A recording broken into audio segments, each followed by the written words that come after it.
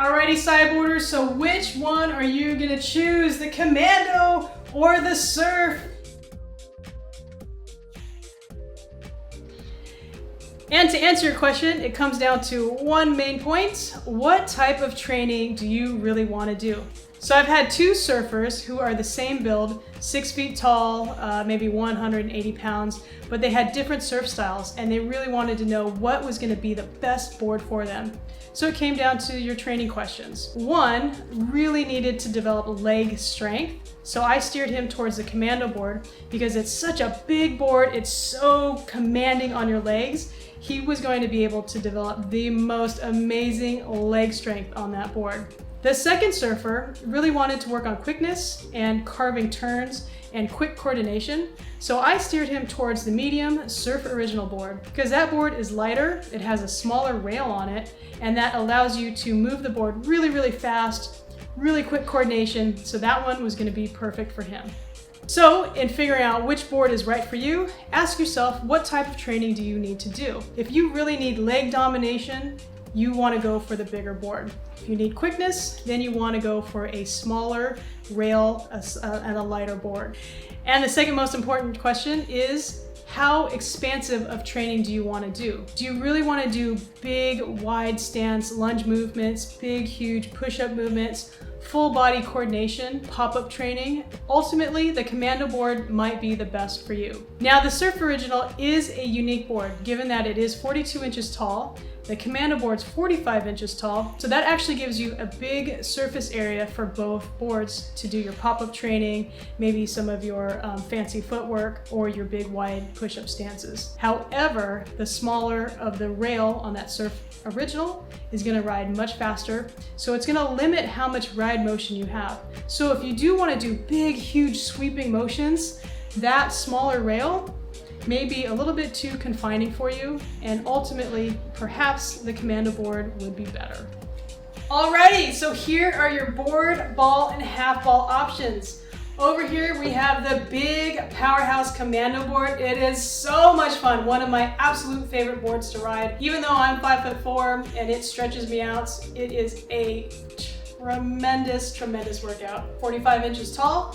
And over here is the Surf Original, that's 42 inches tall. And the main difference is the rail. Da, da, da, da. Here is the Unveil. So you have a 36-inch rail and a 28-inch rail, and that does make an impact on your ride stance and how much leg shake you are gonna get. So let's talk about which balls are going to be the best use for this Commando board. The 6.5-inch medium is going to be your beginner ball. It's fast, it's got some tilt, but you have to stay a little bit more level. My absolute favorite is the 8.5-inch large ball with the Commando board. It is so fantastic. And for those of you with super strong legs, the 10-inch, 20-pound extra large ball is amazing. Once you get that momentum going and it carries you, oh my gosh, you have better hold on because it is gonna take you for a ride. So if you really wanted to just get one ball, the 8.5 is gonna be your perfect all-around ball. If you definitely want to do pop-ups and switch foot and some fancy footwork, then two of the medium 6.5-inch balls are going to be perfect because it's going to give you enough forward and backward motion to keep it challenging. Wow! What are you going to ride with the Surf Original? Well, given that it's a smaller rail, it's actually better with a medium 6.5-inch ball.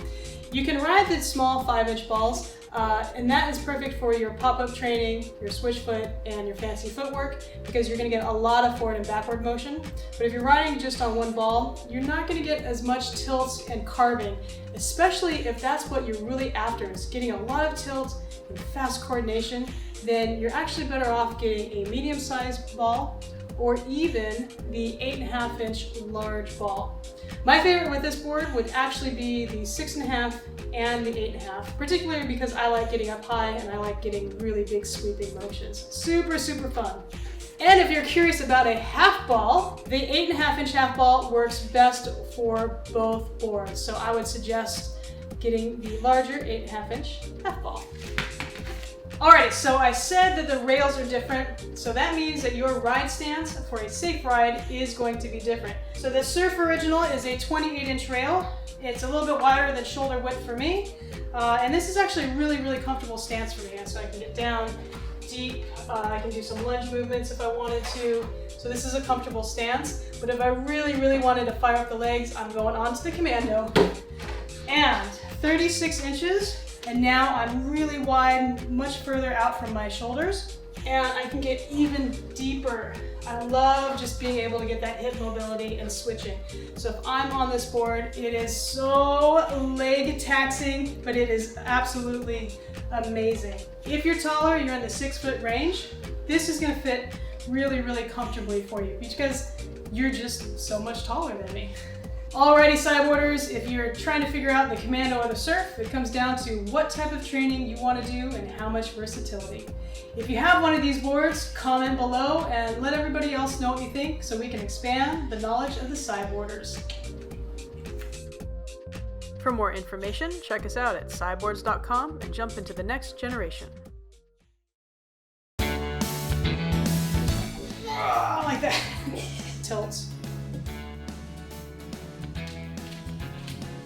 With super strong legs, the 20-inch, oh, sorry.